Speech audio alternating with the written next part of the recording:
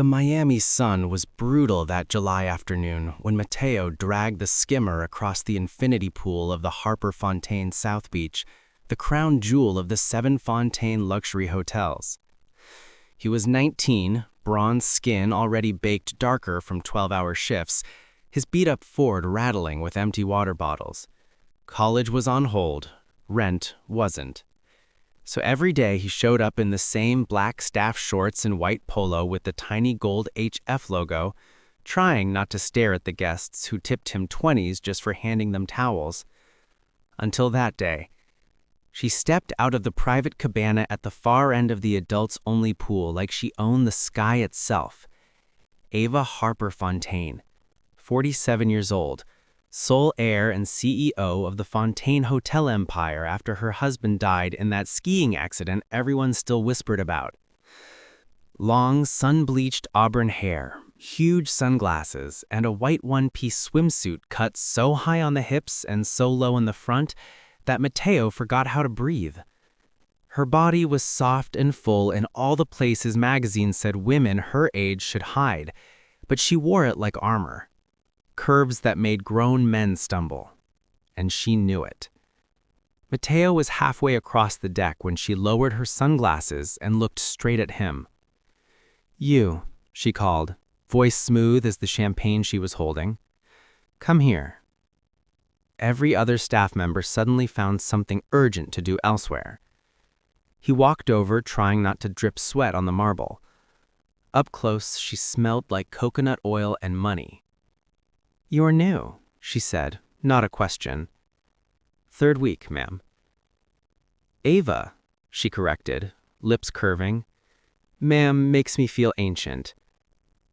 She took a slow sip from her glass, eyes never leaving his. Then she set the flute down and untied the sarong from her waist, letting it fall.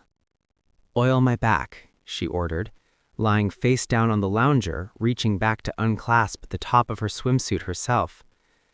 Mateo's hands shook as he squeezed the bottle. The oil was warm from the sun. He started at her shoulders, trying to be professional, but the second his palms touched her skin, she let out the softest sigh that went straight to his blood. "Lower. Lower." His fingers brushed the sides of her breasts, and she didn't flinch. Instead, she turned her head, cheek against the cushion, watching him. "You have good hands, pool boy." "Mateo," he managed. "Mateo," she repeated, tasting the name. 19? He nodded. She smiled like a woman who had just won a private bet with herself. For 20 minutes he worked in silence while she lay there, eyes closed, letting him map every inch of her back, the curve of her waist, the swell where thigh met hip. When he finished, she rolled over slowly, holding the swimsuit in place with one lazy arm across her chest, and looked up at him. "Same time tomorrow. And bring better oil, that one's cheap." She stood, wrapped the sarong around her hips without bothering to tie the top, and walked away, leaving wet footprints and his heartbeat on the deck. That night he couldn't sleep. Every time he closed his eyes, he felt her skin under his palms. The next day he showed up with a $60 bottle of fig and vanilla oil he couldn't afford. She was waiting in the same cabana, this time in a black bikini that should have been illegal. Same ritual, same slow sighs. But this time, when he finished, she sat up, letting the bikini top slip just enough to make his vision blur, and pressed a black keycard into his hand. Presidential suite, midnight. Use the staff elevator. No cameras.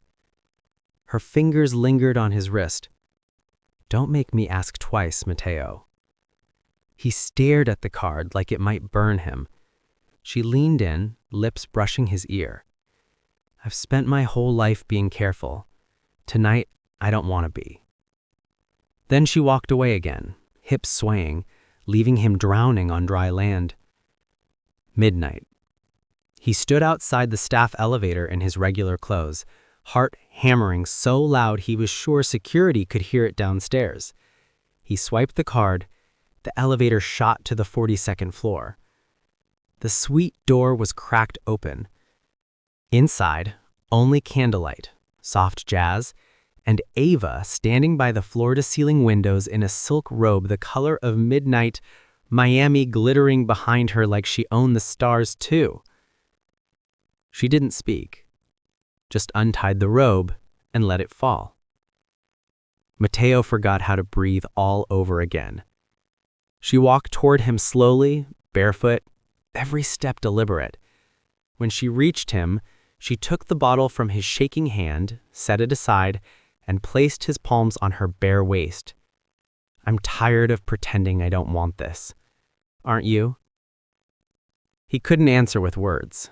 He just pulled her closer, feeling her curves melt against him, her breath hot against his neck. Outside, the ocean kept crashing. Inside the presidential suite, the queen of 7 hotels finally let a 19-year-old pool boy make her feel like the only woman in the world. Mateo stood frozen in the candlelit presidential suite. Ava's silk robe pooled at her feet, her body glowing golden in the soft light. She wore nothing now except a thin gold chain around her waist and the kind of confidence that made the air feel too small. 47 years old, curves heavy and perfect, skin sun-kissed from years on private yachts, and eyes that had seen everything, except the way this boy was looking at her right now. She stepped closer until her bare chest brushed his polo shirt. "I said no pretending tonight," she whispered again, voice trembling with something between power and surrender. Mateo's hands found her waist on instinct, fingers sinking into soft, warm skin. She sighed like she'd been holding that breath for years. They didn't kiss yet. Instead, she took his hand and led him to the massive couch facing the ocean view windows. She sat, pulled him down beside her, and curled into his side like it was the most natural thing in the world. For a long time, they just breathed. He could feel her heartbeat against his ribs, fast, almost scared. "I haven't let anyone touch me since he died," she said quietly, staring at the dark water far below. 3 years. Everyone thinks I'm this untouchable ice queen. Truth is, I forgot what it felt like to be wanted. For me, not the hotels, not the money. Mateo turned her face to him gently. "You're the most beautiful woman I've ever seen, and I'm just a pool boy." She laughed softly, eyes shining with sudden tears. "That's exactly why I want you." She reached up, unbuttoned his polo slowly, pushed it off his shoulders. Her palms slid over his chest, tracing every line of muscle earned from hauling chlorine jugs and late-night gym sessions he could barely afford. "Stay tonight. Not for anything crazy. Just hold me. Let me fall asleep knowing someone in this world sees me." He nodded, throat too tight for words. She stood, took his hand, and led him to the bedroom. The bed was an ocean of white silk. She slipped under the covers, opened her arms. Mateo kicked off his shoes, climbed in fully clothed, and pulled her close. She fit against him perfectly, head on his chest, one leg thrown over his, fingers tracing lazy circles on his skin. Within minutes, her breathing slowed, peaceful, trusting. Mateo stayed awake all night, memorizing the weight of her, the scent of her hair, the way she smiled in her sleep when he kissed her forehead. At 4:42 a.m., the suite phone rang, sharp and loud. Ava woke instantly, body going rigid. She reached for it, saw the name, and her face drained of color.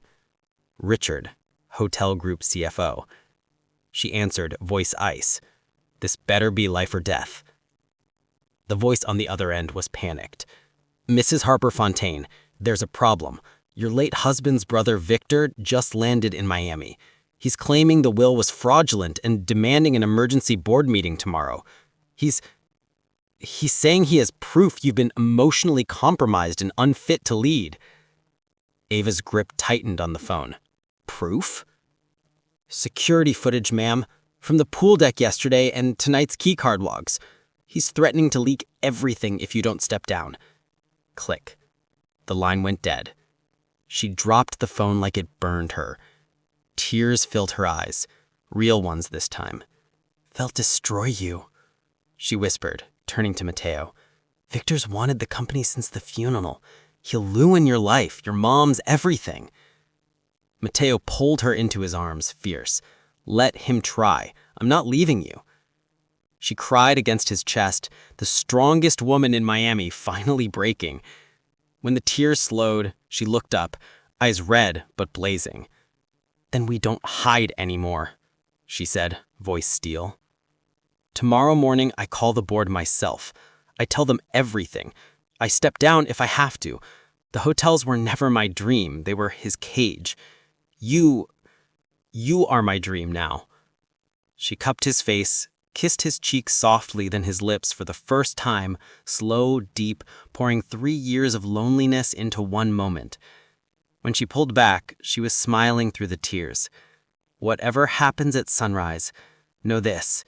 You gave me back my life, and I'm never letting you go." Outside, the first pink light touched the ocean. Inside, the presidential suite, a billionaire heiress held her 19-year-old pool boy like he was the only thing keeping her afloat. And for the first time in years, Ava Harper Fontaine wasn't afraid of tomorrow. 6:45 a.m. The boardroom on the 50th floor of the Fontaine corporate tower was already packed. 22 executives in Brioni suits. Victor Harper Fontaine at the head of the table, smirking like a shark who smelled blood. Ava walked in wearing a simple white linen dress, hair still damp from the shower. Mateo one step behind her in the only button-down shirt he owned. Victor stood, theatrical. "Ava, this is a closed session. Your pool boy needs to leave." Ava didn't even glance at him. She took the seat at the real head of the table, the one with the gold nameplate that still read Harper Fontaine, and placed a single folder in front of her. "Everyone sit," she said calmly. The room obeyed without thinking. That's how much power her voice still carried. Victor slammed a tablet on the table. Frozen security stills, Mateo oiling her back by the pool, the keycard log at midnight, a grainy shot of them on the sweet couch, her head on his shoulder.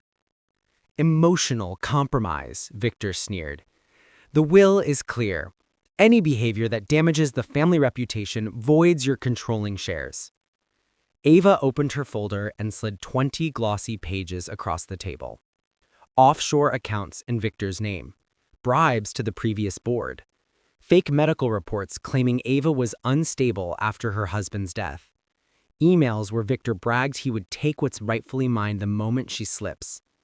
The room went dead silent. Ava finally looked at Victor. "You spent 3 years trying to prove I was crazy. Turns out the only crazy thing I did was trust family." Victor's face turned purple.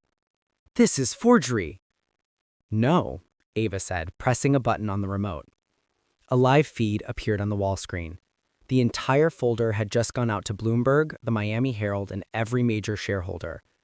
Timestamp, 6:43 a.m. Victor lunged for the tablet. Security, Ava's real security, stepped in and quietly escorted him out. He was still screaming when the elevator doors closed. Ava turned to the remaining board. "Effective immediately, I am stepping down as CEO.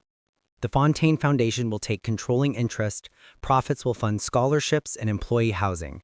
The hotels stay in the family, just not this family." She stood. Mateo stood with her. One of the older board members, a woman who had known Ava since boarding school, asked softly, "And you, Ava, what will you do now?" Ava smiled, the first real free smile anyone in that room had ever seen on her face. "I'm going to live. For the first time in 25 years, I'm going to live." 2 months later, a tiny beach bar opened on Isla Mirada in the Florida Keys. Hand-painted sign, A&M Sunset Bar. No valet, no dress code, just string lights, cold beer, and the best fish tacos for 50 miles. Ava stood behind the bar in cutoff shorts and a bikini top, hair in a messy bun, laughing as she mixed margaritas for tourists. Mateo grilled mahi-mahi beside her, stealing kisses every time they passed each other. The tabloids went wild for a week. Billionaire heiress ditches empire for pool boy. Then the world moved on. They didn't. Some nights they closed the bar early, walked barefoot down the beach, and made love under the stars with the ocean as their only witness. Other nights they just sat on the pier, her head on his shoulder, counting shooting stars like they were pennies from heaven. One evening, 6 months after the boardroom, Ava handed Mateo a small velvet box. Inside was the simple gold band she had worn as a wedding ring in another life, now resized for him. I don't have billions anymore. I have exactly $47,312 in the bank, a bar that barely breaks even, and a heart that's finally mine to give away. She got down on one knee in the sand. Mateo, will you marry me again and again, every single day for the rest of our lives? He dropped to his knees too, laughing and crying at the same time. Yes, 1,000 times yes. They kissed as the sun melted into the water, two people who had everything and nothing, and somehow ended up with the only thing that ever mattered. Years later, when people asked Ava Harper Fontaine why she walked away from 7 hotels and billions of dollars, she would just smile, squeeze Mateo's hand, and say, "Because I finally found the one luxury money can't buy. Someone who loves me when the lights go out and the cameras stop flashing." And on the little sign above their bar, someone had added in faded paint underneath A&M Sunset Bar, "Still the best view in the world."